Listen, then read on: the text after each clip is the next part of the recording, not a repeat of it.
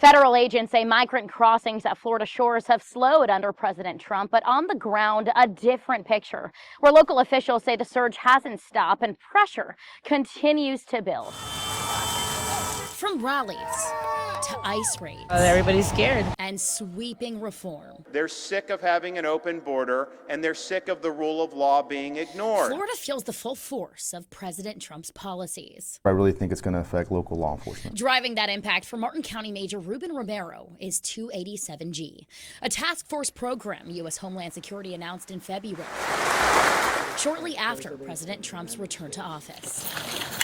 It arms local and state officers with ICE authority to do what they couldn't do before: detain undocumented migrants, issue immigration warrants, and make federal arrests, when before they say their hands were often tied. That was kind of a scary time. We would have people with sexual abuse charges bond themselves out, and they're gone. We want to target the criminal illegal aliens.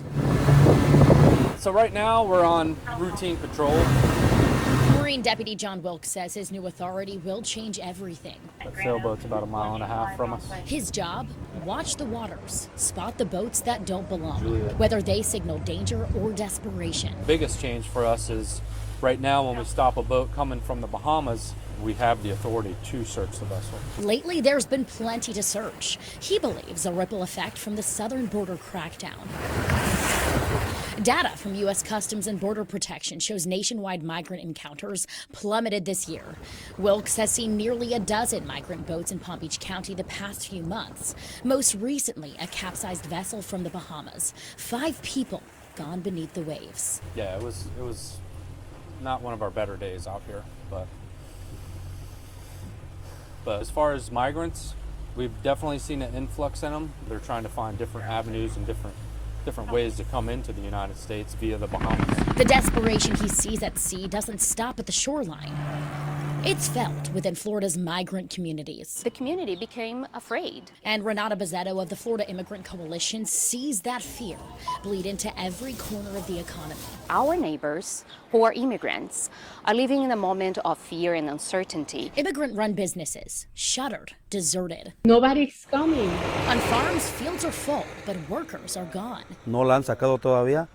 Unos están yendo solos porque por miedo de temor a que los deporten. In the classroom, empty desks tell their own story. Some Martin County schools saw less than half their students in class this February. We have noticed that our numbers are nowhere near where we would like them to be. People need to realize that they are being impacted by it. If not directly, indirectly they are, because this is a very critical labor force in our region. So as tension builds and calls for safety sound out, Street-level enforcement. the divide deepens between empathy and enforcement. Yeah, it could cause some panic, some fear, but here in Martin County, our deputies are very sympathetic to the situation, and again, we are after criminals.